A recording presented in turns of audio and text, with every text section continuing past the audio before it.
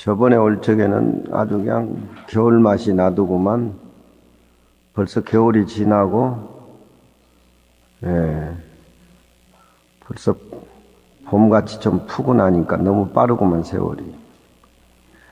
규봉 두 번째는 상여이기를 권해서 인욕에 안착 편안하게 함이라. 상여이기를 권해서 인욕을 편안히 하게 하는 데에 권한다. 논에 이르되, 천친논에 이르되 만일 보살이 상을 여의지 아니하면은, 금강경에는 아상인상, 자기라는 아집을 여의지 않고는 부처님 말씀을 이해할 수도 없고, 자기라는 그 아집을 해탈하지 않고는 세상의 모습들에 부딪히고 살기 때문에 행복의 조건이 약속되지 않는다. 자기라는 아집에 꽉 박혀 있으면은 세상은 그 자기 집착, 자기의 어떤 시와 비의 고정관념으로 더 비어있는 공간을 볼 수 있는데, 자기 아집에 집착함으로 해서 자기가 원래 바라던 행복의 조건은 성취할 수가 없습니다.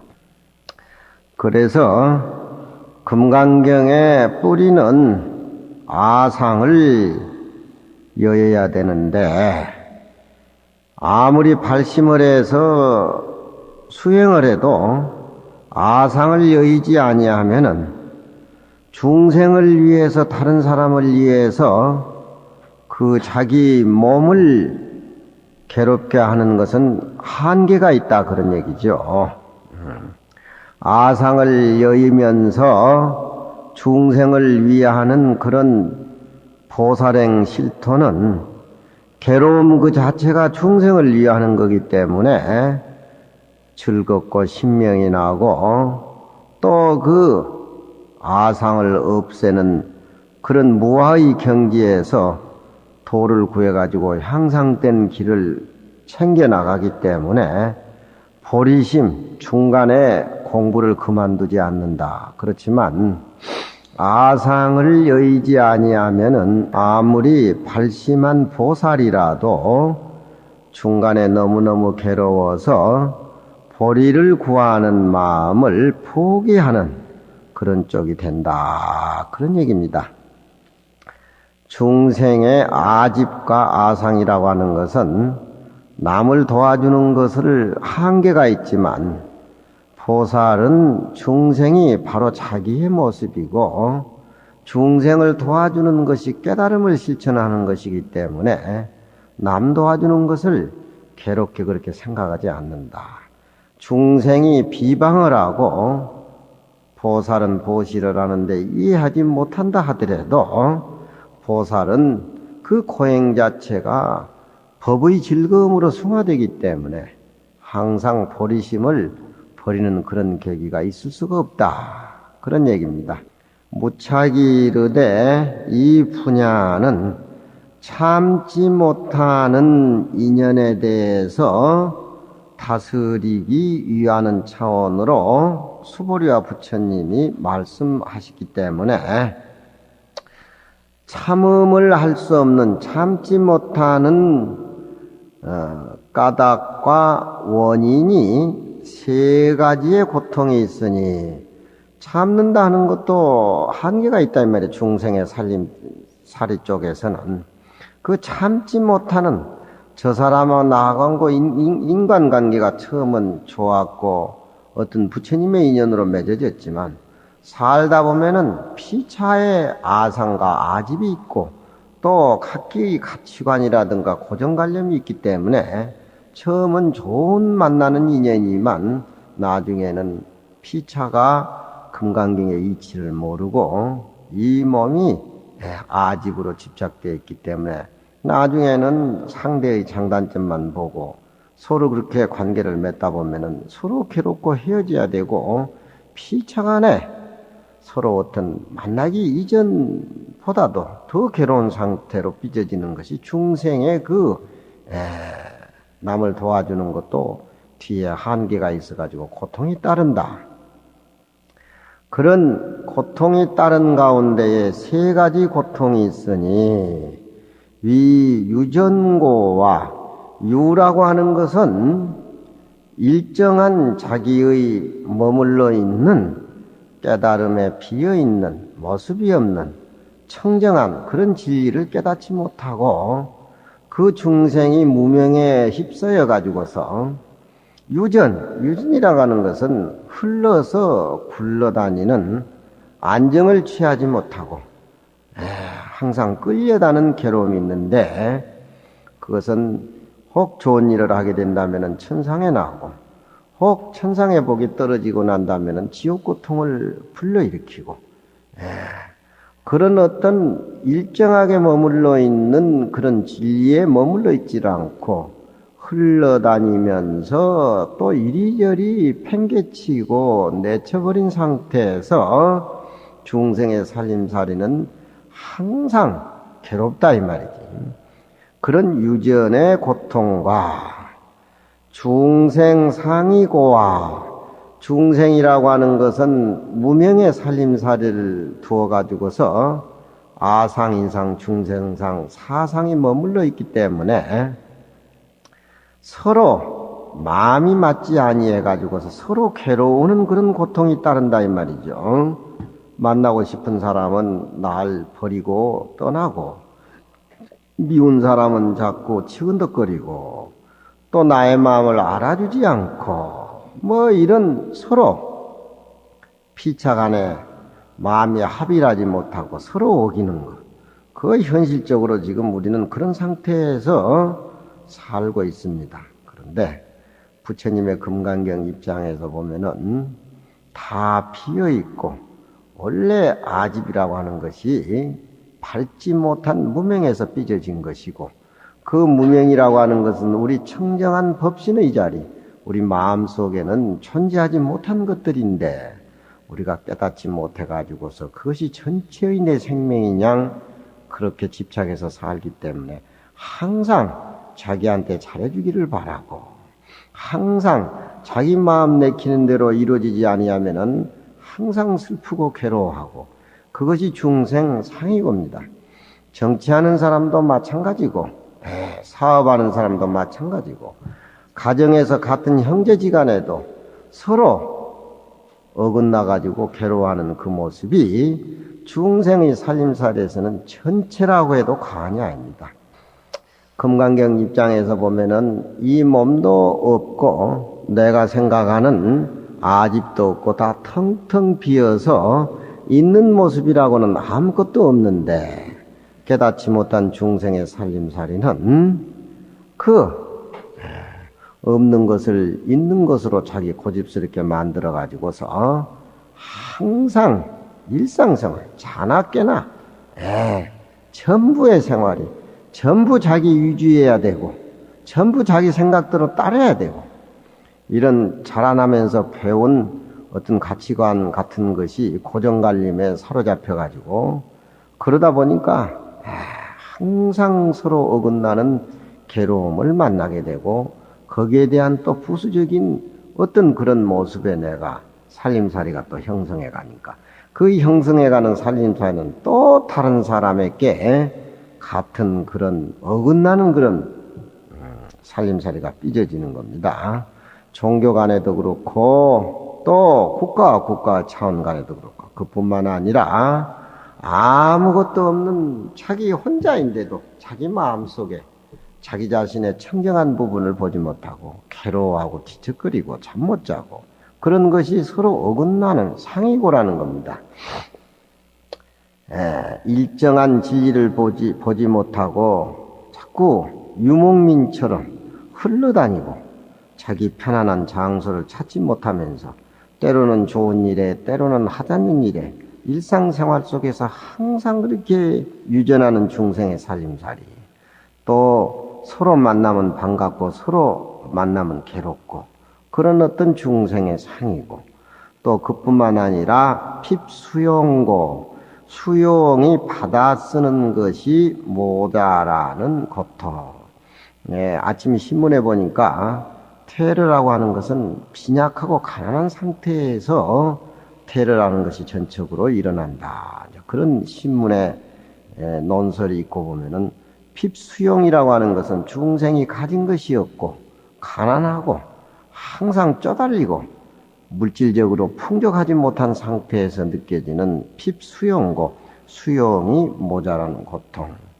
이 세 가지인데 이것은 금강경에서는 이 자기 유의적인 물질의 몸을 있는 것인 양 착각을 하고, 자기 마음속에 생각하는 그 마음 자체가 영원불변이라고 생각해서 이런 세 가지 고통이 따르게 된다.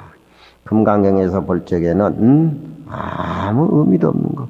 이 몸이 비어버리고 이 마음 자체가 전부 아르마리 분별식으로 이루어져서 끝내 죽고 나면 아무것도 없는 그런 것들에 대해서 중생은 태어나서 죽을 때까지 그 부산물로 또 그런 업으로 과거, 현재, 미래, 전생까지 이렇게 이어지게 되는 것이 세 가지의 고통에 의해서 그렇게 된다.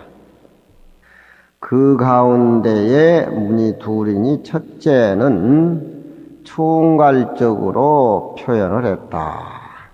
어떻게 이 중생의 괴로움을 여의고 본래 텅 비어있고 청정한 내 마음자리를 내가 깨달아서 이 복잡한 현실 생활 속에서 텅 비어있는 공간을 확인하고 그 비어있는 공간 속에서 차별의 모습을 걸림없이 수용해 가느냐. 그것이 금강경에서는 얘기를 하고 있습니다. 우리 대지행이 운전을 배우는데 처음은 손발이 덜덜덜덜 떨리고 백밀라도 안 보이고 막 부딪히기 위해서 달려오는 좌쪽 우쪽 차들이 막 그렇게 있는데 조금 익숙하게 되니까 백미라도 보이고 어쩌고로 보인다. 우리 금강경 공부도 마찬가지요. 우리 몸이라든가 내가 생각하는 고정관념에 사로잡혀가지고 아상, 인상에 집착해서 내 위주라고 살려고 할 적에 모든 사람은 다 각기 그런 생각을 가지고 있는데 거기에서 자기 위주로 생활을 해서 행복을 추구한다는 것은 도저히 세상에 있을 수 없는 겁니다. 금강경에서는 우리 몸도 원래 없는 것, 우리 사량분별하는 생각 자체도 눈으로 보고 귀로 봐가지고서 왔다 갔다 하는 그런 마음들에 의해서 가치관이 정해진 것이기 때문에 하등에 덧없는 것입니다.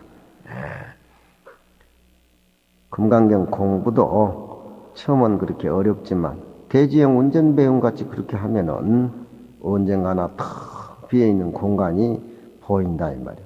그 비어있는 공간 속에서 백밀라도 보고 좌쪽 우쪽도 보고 차든지 이 몸이 무상하고 이 몸이 아무 의미 없고 내가 가지고 있는 생각 자체는 분별망상 잡념이기 때문에 금강경의 아상, 인상, 중생상을 없애가지고서 무상으로 무주로 그런 살림살이를 차렸을 적에 일체 눈앞에 나타난 모습들은 나의 진짜 참모습이고 모든 사람의 생명은 나와 더불어 함께 더불어 한다는 것이 거기서부터 행복의 싹이 트여지는 겁니다.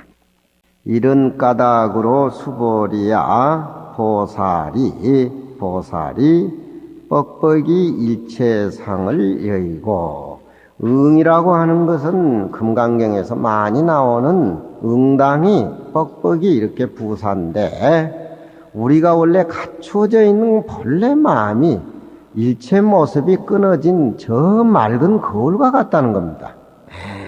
그러니까 우리 본래 마음이 모든 모습이 다 텅 비어있는 거울, 모습이 그어와서 비치면은 빨간 파랑 거울에 남의 얼굴, 자기 얼굴이 비치면은 비춰지다가 다시 물건이 가버리면은 그 맑은 거울의 본체의 온상으로 되돌아오듯이 우리 마음 자체는 원래 그렇다라.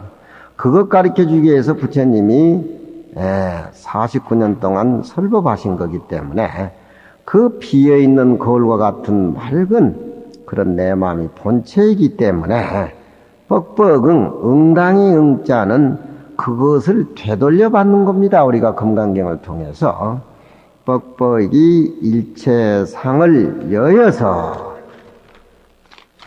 안욕따라 삼약 삼보리심을 바랄지니 내 마음에 집착하고 내 고정관념 생각에 의해 가지고서 그게 얽매이게 된다라고 하면은 금강경은 이해도 못할 뿐더러 그게 자기 몸에 자기 생각에 종이 돼가지고 엄만 짓고 또 그게 고통이 한없이 씨가 뿌려지고 조건에 의해서 연이 형성이 돼가지고 결과의 세계는 업의 고통의 결과일 뿐이니까 어쩌든지 일체의 있는 모습이라고 하는 것은 내 모습뿐만이 아니라 박해, 인왕산도, 저 인수봉도 원래 조그만 티끌이 모여서 형성된 것이고 언젠가는 있는 것은 다 없어지는 것이니까 그런 쪽으로 우리가 있는 모습 자체가 덧없다는 것을 확실히 깨달아서 그 깨달음 후에 안욕따라 삼약 삼보리심을 바라야지. 그런 어떤 자기 생각, 자기 몸뚱이 인식을 하고 금강경을 듣는다라고 하는 것은 또 하나의 집착이고 욕심이기 때문에 그 욕심이 부처님 법문을 듣고 조금 맑아졌다 하더라도 그 하나는 상대적인 집착에 의해서 연결되어지기 때문에 금강경 원래 뜻하고는 거리가 좀 있다는 겁니다. 많이 가지고 있는 사람 중생이 안정을 취하지 못하고 물같이 저렇게 흘러다니고 굴러다니고 또 자기하고 항상 생각이 어긋나고 또 자기 받아 쓰는 어떤 물질적인 것, 경제적인 것이 항상 궁핍해서 괴로워하는 것. 이 고통 세 가지가 제일 중생에 있어 가지고서 고통스러운 것인데 금강경에서는 아무 의미도 없이 원천 봉쇄해버립니다. 일단 자기의 어떤 있는 모습, 자기가 생각하고 있는 어떤 고정관념, 이걸 부정해버리고 포기해버리고 부정하고 포기했다는 그 생각마저도 놓아버렸을 적에 그때는 그 비어있는 것이 현실로 이렇게 긍정적인 걸로 되돌아와 가지고 세상을 살아가는데 비어있는 공간 진리가 보인다는 겁니다. 절대 이 몸이라든가 있는 모습에 집착을 해가지고 살았을 적에 절대 그 행복은 도저히 불가능한 겁니다. 하는 짓거리마다 다 걸리는 것이죠. 그러니 대통령도 이호사 조카도 정치 아무렇게나 한 거 아닙니다. 금강경 수행이 돼야 돼요. 아집이 없어야 되고 비어있는 모습을 봐서 다른 어떤 백성이 중생이 주위에 있는 사람들이 자기를 인정하지 않고 마구 헐뜯고 뭐 하더라도 금강경이 지같이 텅 비어있는 모습을 보기 때문에 절대 상처를 받지 않는 겁니다.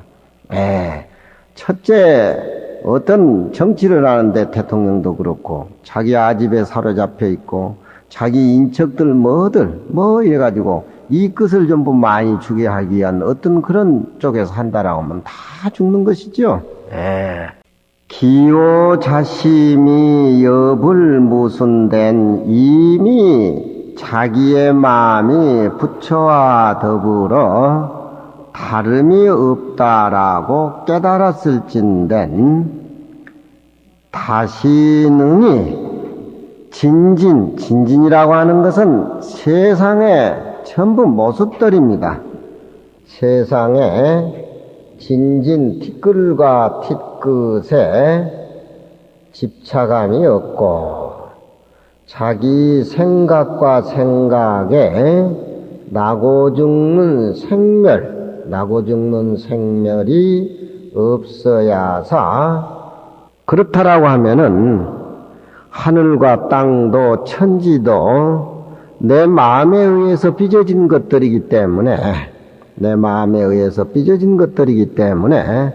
다 내 마음에 꽂히고 다 내 마음에 질리듯이 마치 얼음이 녹고 봄이 오면은 그 빛도 소리도 없는 봄에 꽃이 만발하게 피면은 그 만발하게 피어 있는 꽃은 빛도 소리도 냄새도 없는 봄의 모습을 그렇게 창출해내는 것과 마찬가지로 내 마음이 부처님과 더불어 똑같다라고 확실하게 깨닫게 되면은 정암도 그 모습이요, 담원도 그 모습이요, 나도 그 부처님 모습이요.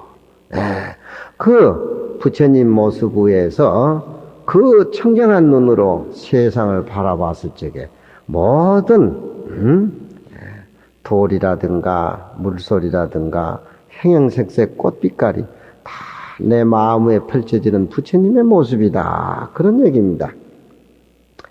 한 생각을 딱 그렇게 집착을 끊어버리고 부처님과 더불어 다름이 없다는 걸 딱 깨닫게 된다라고 하면은 우리는 그런 모습이 딱 현전적으로 일어나야 되는데 스님 법문이 긴가만가 자꾸 현실로 돌아와서 거울을 쳐다보고 내 모양은 이 모양 이 꼴인데 왜 부처님하고 똑같다라고 얘기를 하는가, 그런 의심을 자아낼란지 모르지만 이 모습은 불법에서는 별 의미가 없습니다. 하물며 일체에 있는 모습이라고 하는 것은 일단 금강경에서는 인정을 안 합니다. 염송 같은 데 보면은 비풍비번이라고 있습니다. 바람도 아니요 번도 아니다. 바람도 아니요 번도 아니다. 요런 그 선의 제목이 있습니다. 육조 스님은 우리 조계종의 원조이신 어른이 오조 홍인대사의 행자 신분으로 그것도 절에 와가지고 6개월밖에 안 되고 3위계도 못 받고 지질이 못났기 때문에 700대중을 먹여 살리기 위해서 방 하나 찌으라고 방앗간에 집어 던져버리는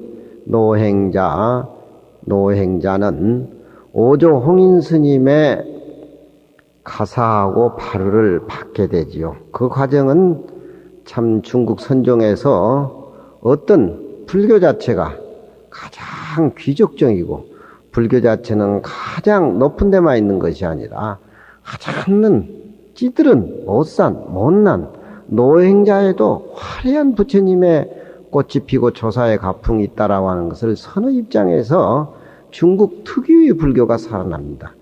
신라불교를 귀족불교라고 해가지고서 많이 그렇게 얘기를 하지만 그 귀족불교에 대해서 타파하기 위해서 원효스님은 과감하게 파괴를 해가지고 요속공주하고 자고 설청을 하게 됩니다. 귀족불교라는 것은 특정인을 위한 어떤 그런 부처님의 가리킴, 그것은 부처님의 일체 중생을 사랑하는 그런 입장에서는 도저히 어긋나는 겁니다. 근데 비풍비번이란 말은 육조 스님이 오조 홍인한테 가사와 의발을 전해받았는데 그 1700대중 중에서는 신수 스님이라든가 이미 조실지에 올라와 있는 그런 기라성 같은 큰 스님들이 많았습니다. 그렇지만 왜 계도 받지 못하고 절에 온 지 6개월밖에 안 되고 또 저 대중을 위해서 못난 주제에 네가 어떻게 불교 선을 아느냐 해가지고 방앗간에 대중의 방아를 찢게 했는데, 그것도 너는 몸뚱이가 가벼우니까 돌을 짊어져야 된다. 돌을 짊어지고 6개월 동안 방아를 찢습니다. 그 처절한 광경은 그냥 돌을 짊어지고 방아를 찢는 것이 아니라 우리 깨닫지 못한 밝은 무명의 세계에 하나하나 거풀을 벗겨가는 나락을 쌀로 만들어가는 그런 어떤 피나는 정진이와 하나의 작업이라고 볼 수가 있습니다. 그래서 법을 신수대사한테 물려줘야 되는데 방아 찢는 개도 안 맞는 노행자한테 의발을 전하고 초실스님이 아침 고향으로 안 나오니까 그 녀석이 내 바로 다 가져가 버렸다. 그렇게 초실스님 입으로 해서 뒤에 노행자가 도망가는데 토명존자가 따라오는 그런 과정이 드라마틱하게 그렇게 육조스님하고 오조홍인선사의 의발에 전해지고 있는데 그 육조스님이 거기서 나와가지고 16년 동안 사냥꾼들을 따라다니면서 밥을 해주고 그 대도인이 그 오조홍인 의발을 전해받았다라고 해가지고 세상에 빛을 못 보고 16년 동안 헤매다가 남방해를 가는데 남방해를 가가지고 남방 법성사에 절에 들렸는데 그 절에는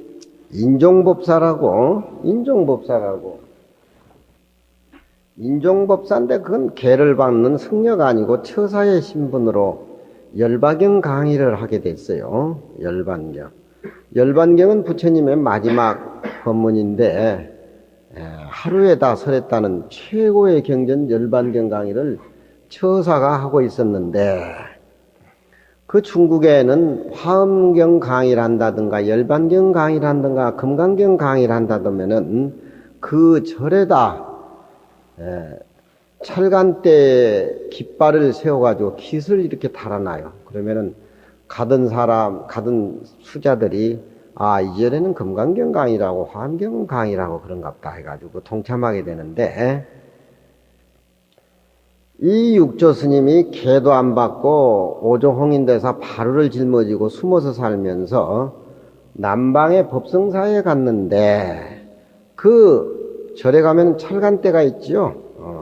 쇠로 된 것도 있고 돌로 된 것도 있고 거기에 이제 깃대를 뽑아가지고 올리면은 선종사찰이다, 율종사찰이다, 교종사찰이다 이렇게 표시하는 건데 열반경 강의를 한다고 해가지고 그 깃발이 철간대에서 이제 흩날리게 됐는데 그 법성사에서 육조 스님이 우리같이 못난 그 얼굴로 객실에서 이제 저녁을 먹고 이렇게 손발을 씻고 이제 일꾼 취급하니까 방에 들어가는 것도 없고 아주 허술한 일꾼 방에서 이렇게 한쪽 구석대기에서 이렇게 저녁을 잘 파는데 그 좋은 화려한 객실에 웬 선방 스님 둘이 다투기를 밤새도록 다투는 거예요.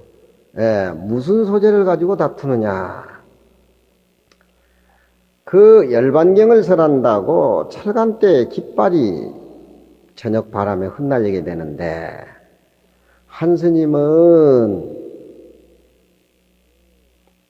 깃발이 바람에 나부낀다. 또 한 스님은 그것이 아니다. 바람이 움직인다. 우리가 상식적으로 생각해 볼 적에 바람이 불면은 깃발이 펄럭거리고 깃발이 펄럭거리면 바람이 부는 줄 아는 것이 우리 상식적인 거 아닙니까? 그렇죠? 근데 그 선객 둘이는 우리가 생각하는 상식적인 그런 대화보다도 어떤 아주 진한 깃발이 움직인다. 바람이 움직인다. 밤새도록 그렇게 처절하게 싸워요. 그러니까 그 옆에 그 일꾼방 한 구석대기에서 밤을 지새우는 노행자 육조 스님이 참다 못 참아가지고 슬쩍 그 선객 둘이 바람이 움직인다, 깃대가 펄럭거린다, 두 싸우는 그런 사이에 끼어들어가지고 저도 한마디 할까요? 그렇게 하니까 둘이 지금 흥분해가지고 싸움을 하고 있는데 왜 아주 못생긴 또 계기가 나와가지고 수전이 당신 한마디 해보라고. 그러니까 육조 스님이 바람이 움직이는 것도 아니고 깃발이 펄럭이는 것도 아니고 인자 신동이라 당신네들 마음이 움직인다. 깃발이 움직이는 것도 아니고 바람이 움직이는 것도 아니고 당신 마음이 움직인다.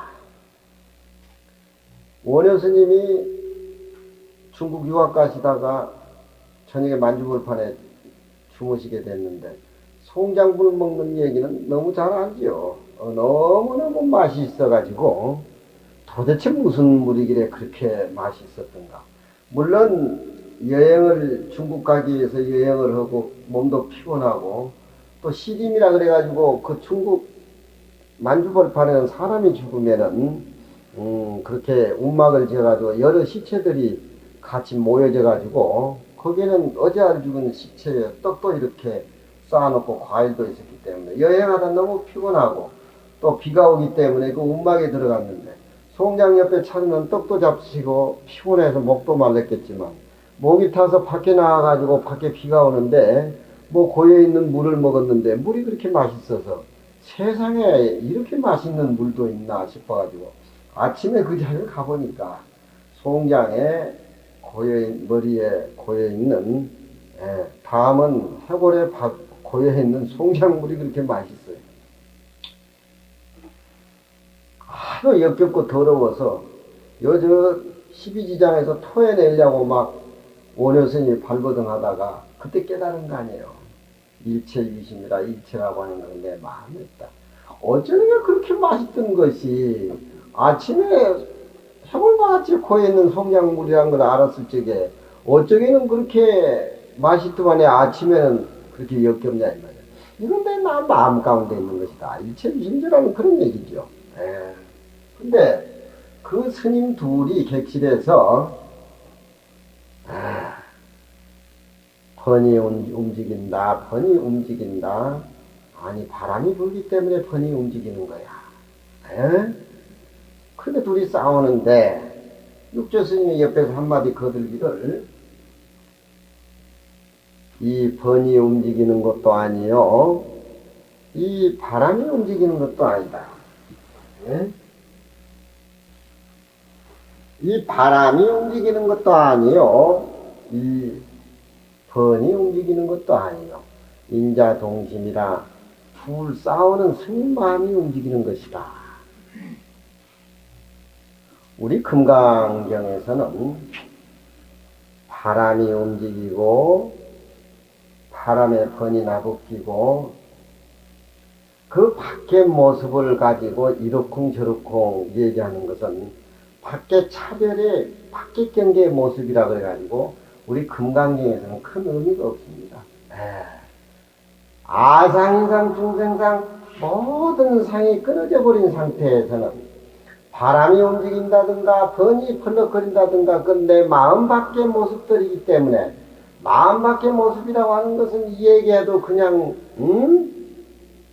잡담이고 그렇게 한 얘기지 진짜 챙길 줄 아는 것은 내 몸 안에 마음이다.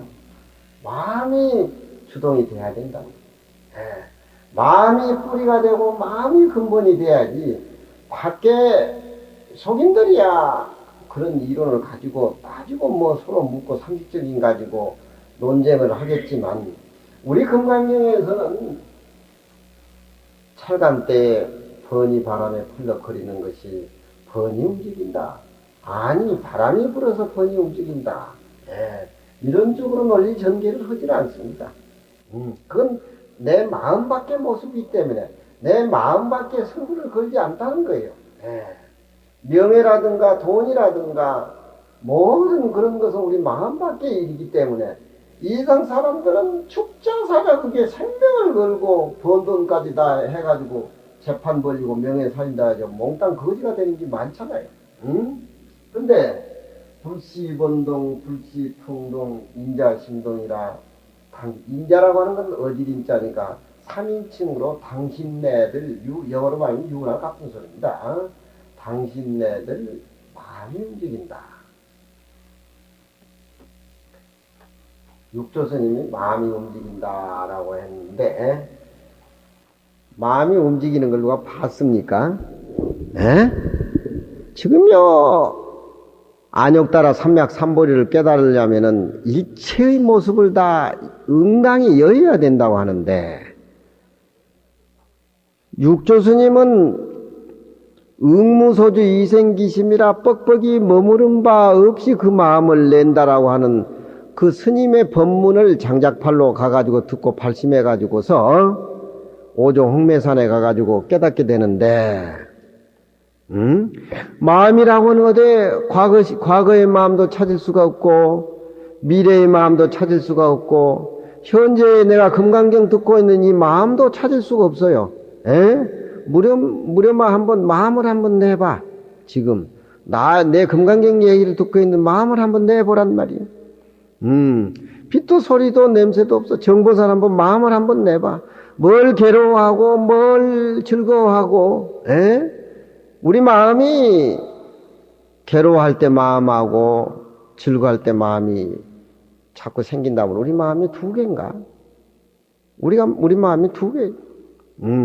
눈으로 보고 생각하고 마음으로 생각하고 코로 냄새를 맡고 감지를 느끼고 귀로 소리를 듣고 몸에 감촉을 느끼는데 우리 마음이 우리 몸뚱이 속에 몇 개가 된다는 거예요. 그건 밖에 물질에 의해 가지고 내 생각이 왔다 갔다 해서 삐져지는 내 고정관념으로 생각하는 것들이지, 우리 본래 마음은 그 눈으로 보고 귀로 듣기 이전에 다 비엇이 다 갖춰져 있다는 거예요. 과거의 마음을 가져오라고 하면은 정함 가져오겠어요?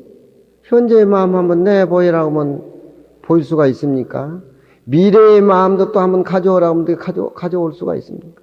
그런데 그 없는 걸 가지고 마음이 괴로우니 편치 못하니 중생의 산사는 거기에 꽉 얽매여 있잖아요. 그 마음 해탈해버리는 것이 금강경인데, 육조스님은 당신네 둘이 마음이 동해가지고 깃발이 움직이는 것 같고 바람이 분 것 같이 되는 것이지, 바람하고 깃발하고는 아무 의미가 없다, 이 얘기입니다. 이 얘기요. 그렇지만 마음이 동한다라고 답을 이렇게 말씀하신 육조스님 말씀이 옳은 말씀도 아니에요. 알고 보면은 마음이 어떻게 움직이는 겁니까? 빛도 소리도 색깔도 없는데. 그렇지만 두 선객이 싸우다가 육조스님이 이 번이 움직이는 것도 아니요, 이 바람이 움직이는 것도 아니요, 당신네들 두 마음이 움직이는 것이요, 이렇게 얘기할 적에 두 스님은 송연이라는 표현을 해요. 송연이란 말은 시비가 딱 끊어지고 세상에 이런 소리를 우리가 어떻게 들을 수가 있느냐. 두 자신이 시비했다는 그 자체에 너무나 깜짝 놀라고 송구스러워가지고 세상에 이렇게 쉬운 것을 우리가 밖의 모습을 가지고 저렇게 싸웠구나, 그런 생각이 들어가서 송연이란 말은 당신네들 마음이 움직이는 것이요 라고 하는 그 노행자 말에 두 스님이 깜짝 놀랐다는 소리거든. 깜짝 놀랐다는 소리. 근데 금강경에서는 마음이 동한다는 말도 인정이 안 되는 겁니다. 마음을 어디서 찾아요? 육조스님은 또 마음 찾는 공부는 조계종의 그 일인자인데 마음이 움직인다는 저런 소리는 하지 않을 거예요. 그러면은 번도 움직이지 않고 바람도 움직이지 않고 당신네 마음이 움직인다, 그 말을 했을 적에 그 육조스님의 내면의 그 뜻을 우리가 좀 엿보고 챙길 줄 알아야 금강경에 일체상을 여여서 안욕따라 삼맥삼보리를 깨닫는 그런 입장으로 우리가 한번 생각해 볼 수가 있습니다. 우리 금강경은 반야바라밀경이라고 해가지고 부처님이 말씀을 하시고, 또 반야바라밀경이라고 하니까 또 반야바라밀경이 있는가, 그게 또 집착할까 싶어가지고 반야바라밀이 아니다. 이렇게 부정을 해버리고 또 가로되 반야바라밀이다. 그렇게 얘기를 합니다. 정보살이라고 하면은 정보살 몸 자체가 세상에 나와가지고 치수화풍 여건으로 이렇게 이어져 있는 것인데 치수화풍으로 엮여져 있는 정보살 몸뚱이 그 자체를 보고 영구적이고 이 자체가 영원불멸이라는 걸 금강경에서는 생각하지 않아요. 정보살 얘기하면 직비정보살이라 정보살이라는 보살은 아무 가치가 없는 것이다. 몸뚱이가 이상에 나와서 잠깐 머물렀다가 치수화풍이 흩어지면 공으로 돌아가 버린다. 없다. 그렇지만 그 비어있는 쪽으로 현실에 나와서 정보살은 정보살대로 부처님의 살림살이를 세상에 가지고 나왔기 때문에 집착이 끊어진 상태에서 욕심이 끊어진 상태에서 내 위주로 상태에서 그 집착이 끊어지고 비어있는 살림을 살았을 적에 그냥 그 이름이 정보살이니라. 금강경 논리가 그런 겁니다. 일단 내 몸뚱이 내가 처해있는 현실 자체를 비어있는 진리를 깨닫지 못하고 집착해버리면은 세상 사람이 사는 거나 똑같아요. 응? 이 무문이라는 스님은 이 육조 스님의 법문에 대해서 자기 나름대로의 소견을 필요하고 있어요. 우리가 금강경을 배우고 금강경을 강의를 듣고 얘기해보면은 자기 소견이 나와야 됩니다. 마냥 부처님한테 의지할 수도 없고 마냥 스님 법문의 설법에 의지하고 산다라고 하면은 밖에 얘기해주는 분위기에 끌려다니지 자기 살림살이에 진한 내용이 창출이 안 된다라고 하면은 나나 부처님도 부처님이요 나도 부처님이요 설보살도 부처님이요 다 부처님인데 다 부처님이라고 하는데 나는 이렇게 똥오줌 싸고 일상생활에 집착해가지고 마냥 갈등이 이렇게 삐져져 나오고 스님 말이 거짓말이 아닌가 이렇게 생각하는지 몰라. 그건 몸뚱이에 집착해가지고 지 것이다 내 것이다 사랑 분별로 일상생활이 꽉 차있기 때문에 그런 겁니다. 그런 것이 다 부정되고 사라졌을 적에 진짜 자기 모습이 살아나는 겁니다. 가정의 아버지는 아버지대로 어머니는 어머니대로 꼬맹이는 꼬맹이대로 학생은 학생대로 지멋대로 쏟아다니고 지멋대로 형성을 지어서 가정이 이루어진다라고 하면은 그것은 가정이 아니죠. 아버지도 어머니도 거기서 나오는 아들도 가정도 텅 비어있는 상태에서 영감 마누라 아들 개별이체가 인정이 돼가지고 서로 생명의 끈이 이어져야 되는 것이지 많이 가지고 있고 잘나고 못나고 나는 현실이 이 모양이고 이런 생각의 파장을 갖고 거기에서 좋은 조건을 바란다라고 해서는 금강경에서는 답이 없는 겁니다.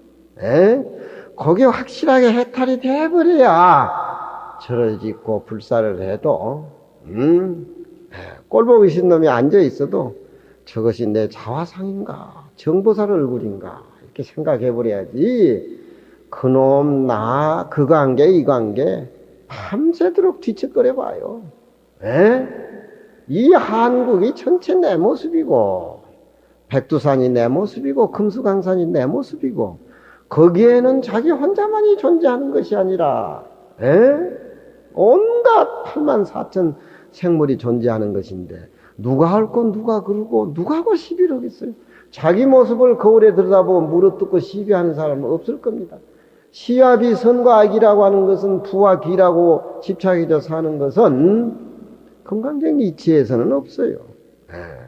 이치를 배우고 그 비어있는 깨달음으로 실생활 속에서 내가 금강경 살림살이를 활용해야지. 절에 다닌다고 아침에 주위에 있는 사람들한테 모욕해야 된다, 뭐 해야 된다, 뭐 화장해야 된다, 뭐 한다 호들갑을 떨고 나와보니 그게 무슨 금강경하고 부처님 말씀하고 어떤 관계가 있냐 이 말이야. 근데 이 법문에 대해서 바람이 움직이고 깃발이 흩날린다는 것은 우리가 생각해 볼 적에 법문 내용 치고는 소재가 돼요. 그게 또 못난 행자가 쑥 나타나가지고 당신네들 그거 선방생활 선수를 해가지고 그렇게 냄새나는 밖에 경계에 얽매여가지고 냄새나는 그런 짓거리 하는 거 당신네들 마음이 통하는 거 마음이 움직입니다. 예? 밖의 경계는 금강경에서는 인정을 안 해요. 인정을 안 해요. 일체상을 떠나서 해탈하는 것이 바로 깨달음에 나아가는 참된 발심이다. 지금 금강경 얘기하고 있지 않습니까? 예. 세상 살아나가고 돈 벌고 뭐 자식 새끼 키우고 뭐 이런 건 우리 불자님들이 나분도 잘 아니까 그건 내가 얘기 안 하지만 마음을 깨달아서 그 깨달은 마음이 실생활에 응용이 되는 그런 이치는 금강경 내용서에 있기 때문에 내가 지금 얘기를 하는 겁니다. 내가 장가도 안 가고 새끼도 안 낳는 주제에 어떻게 자식 사랑을 알고 뭐라고 알겠어요. 하지만 원리는 아는 거 아니에요. 저도 이제 상자 하나가 키웠는데 머리를 깎았어요. 행자로 들어왔어. 그래서 이름을 이제 가모리연자 세학자 울산 학송동에서 내가 만나서 키웠다 그래도 행자 이름을 지었는데 눈물이 핑 돌더라니까. 내가 우리 노심을 58살에 만났는데 14살에 만났는데 저놈이 노심 강하고 우리 스님 강하고 내 강을 이어받을 놈이 아닌가 이렇게 생각이 되더라니까. 내가 그 애를 4살에 키울 적에 우리 선생님한테 갖다 보이고 얘가 키우면 나보다 낫겠습니까? 이렇게 물으니까 나보다는 낫다 그러더라고. 예. 그래서 내가 키운 건데 지금 보면은 뭐랄까 눈물이 팽 돌더라니까. 항차 자기 아들이 키워가지고서 부모가 키워가지고 그 아들 행세를 떳떳하고 부모에게 효했을 때 부모 마음이 어지가겠어요. 그렇잖아요. 예. 그런 것이 공부해가지고 아들에게 그 비어있는 깨달은 부분을 전수시켜줘야지 뭐 많이 주고 적게 주고 이런 쪽으로 해서 부모와 자식 관계의 연이 형성되고 그런다라고 하면은 다 사기꾼이에요. 그건 다 사기꾼. 받는 놈도 그렇고 주는 부모도 그렇고 어떻게 욕심을 다 채워줄 거예요. 거기는 시비가 없는가? 많이 주니 적게 주니 그렇잖아요. 응? 무문 스님은 거기에 대해서 한마디 하지요. 육조 스님은 마음이 동한다라고 하는데 이것은 번이 동하는 것도 아니요, 이것은 바람이 움직이는 것도 아니요, 불시심동이라 마음이 움직이는 것도 아니요. 육조 스님 말씀도 허벌나게 허물이 많다는 겁니다. 인자동심이라 당신네들 마음이 동한다고 할 적에 만약에 그게 한 스님이 일체 모습이 끊어진 자리가 마음자리인데 인자심동이라는 당신 마음 한번 내보라고 욱박지라고 달라들었을 적에 그 노행자는 거기에 대해서 어떻게 답했을란지 또 모르잖아요. 그렇잖아요. 예. 그렇지만 육조 스님이 그 마음이 비어있는 응무소주 이생기심으로 발심한 어른인데 또 잠 못 자게 싸웠으니까 참다 못 참아가지고 당신네들 마음이 움직인다 이렇게 말씀했지. 우리는 그거를 알아야 된다네. 응? 부처님이 금강반야 바람이라고 얘기하고 직비반야 바람이라고 얘기하는 게 내나 같은 뜻이에요. 같은 뜻이야. 집착하면 금강경에서는 비행이라. 하니 삼처의 견조사오. 어떻게 어떤 곳에 인자심동이라고 하는 육조스님의 마음을 보겠느냐. 육조스님 하신 말씀도 허물은 붙기 마련이다. 그런 얘기죠. 약향자리야야 견득친절이면은 만일 이 속을 향해서 이 이자자라는 말은 산적인 의미에서 본래 그 자리를 가리키는 아주 지시대명사로 쓰여지고 있어요. 이자자. 이 속에 이르러서 견득친절이면 육조 스님이 답이 답같지 않는 말 중 싸움 말기기 위해서 인자심동이라는 그 친절한 그 육조 스님의 살림살이를 견득 보아 얻으면은 그러니까 금강경이라고 하는 것은 비어있는 당처를 봐야지 이 어느 문자라고 하는 것은 금강경에서는 어떤 하나의 전달 과정이지 실체 지혜는 아닌 겁니다. 부처님의 49년 설법이 다 그런 것이에요. 예. 견득친절이면은 그 육조스님의 친절한 그 어떤 그런 내용의 진리를 얻어볼 것 같으면은 방지 이승매철 득금이나 바야흐로 두 스님이 방지 바야흐로 알 것이다. 뭘 아느냐?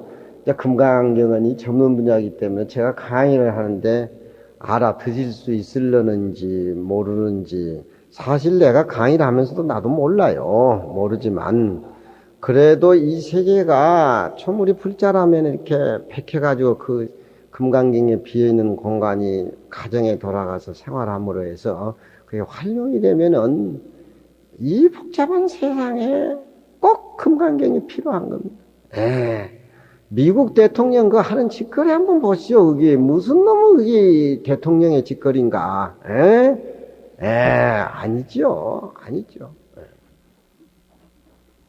이승이 철을 샀는데 득금이라 황금덩어리를 얻었다. 두 스님이 바람이 움직인다, 깃발이 움직인다, 저녁내 싸우다가 결국 잠 못 자는 육조 스님이 한마디 거들렀으니까 한마디 거들음으로 인해 가지고 정답은 아니지만 깨달았단 말이야. 그러니까 깨닫지는 못해도 좀 금강에 대해서 싸워봐 좀 우리 부암사 식구들 입이 부르트를 한번 싸워봐. 이것인가 저것인가. 싸우다 보면은 그게 서로 해결이 안 되고 지치다 보면 또 싸우다 보면은 한숨 자고 나서 또 싸우다 보면은 야 우리가 바깥 경계에 이렇게 얽매가지고 싸울 건 뭐 있냐. 텅 비어있는 공간을 한번 우리가 해서 말이 없는 상태에서 한번 다시 전쟁을 한번 해보자. 이런 묘안이 나올 건데 안 한단 말이야. 그러니까 두 스님은 고물을 샀는데 고물철을 샀는데 상자를 뜯어보니까 집에 가져오니까 금덩어리야. 그건 무슨 소리겠어? 깃발이 움직이는 것도 아니고 바람이 분 것도 아닌 허벌나게 둘이 싸움을 하다가 의외로 객진에서 잔 노행자의 어떤 인자동심이라는 어떤 그런 말씀을 옆에서 듣게 돼가지고 깨달았다 이 말이야. 답이 아니지만 답이 아닌 답을 둘이 싸우다 보니까 깨침을 얻었단 말이야. 그러니까 고철을 사가지고 헐값에 주고 사가지고 왔는데 집에 와서 열어보니까 그 황금덩어리란 말이야. 황금덩어리. 그렇죠? 그렇지만 육조 스님 입장에서는 또 다르잖아요. 조사 인준 불금이나 일장 누드로다. 조사가 인준이란 말은 못 참다는 겁니다. 상대방이 하도 떠들다니까 못 참는다는 말이에요. 못 참아가지고서 불금이란 말은 그 시비를 못 말려가지고 조사는 인준 불금 스님이 싸우는 것을 인준이란 건 참는단 말이야. 불금 참아도 불금이란 말은 그 참는 것을 금지 못한다. 그러니까 참다 못 참아가지고 당신네들 그 깃발이 움직이는 것도 아니고 바람이 움직이는 것도 아니고 당신들 마음이 움직이는 것이요. 요 말을 불쑥 끄집어냈다. 그런 소리입니다. 인준불금이나 그렇지만 답은 정답이 아니지만 두 스님을 깨우쳐주게 만드는 것이 고철을 샀는데 고철 그 자체가 황금덩어리가 됐다는 거예요. 그러니까 조사인준불금이나 육조 스님은 참지 못해가지고 인자심동이란 말을 얘기는 했지만 일장 누드로다 한마당에 누드라면 허물이란 말입니다. 한 장에 허물을 남겼다. 어때요? 육조 스님 법문도 뒤에 꼬타리를 잡을 수 있는 무문의 어떤 스님 자체가 우리는 또 이 법문을 들어서 또 파장이 오지 않습니까? 그렇잖아요. 그렇지만 육조 스님이 마음이 동한다라고 하신 말씀은 자기 자신도 참다 못 참아가지고 불썩 한번 내놓은 말씀이지 그것도 또 육조 스님의 진짜 살림살이는 아니다. 그런 얘기입니다. 응무소주 이생기심이라 뻑뻑이 이 마음은 과거의 마음도 얻지 못하고 현재의 마음도 찾아볼래야 찾아볼 수 없고 또 미래의 마음도 우리가 예측할 수 없는 그 마음의 자리 그 마음의 자리는 항상 비어있는 공간 속에서 그 마음을 솔곳 이렇게 낸다라고는 육조 스님이 발심한 법문 그 내용 자체인데, 인자심동이란 말은 육조 스님도 그 깨달음을 주기는 좋지만 꼬타리는 남는 것이 아니냐. 그러니까 부처님은 49년 설법했지만 부처님은 지금 우리들에게 돈으로 살 수 있다면 49년 설법을 다 내가 사가지고, 예? 안 한 걸로 사드리겠다. 지금 부처님 그 노력을 하고 있어요. 그렇잖아요. 예.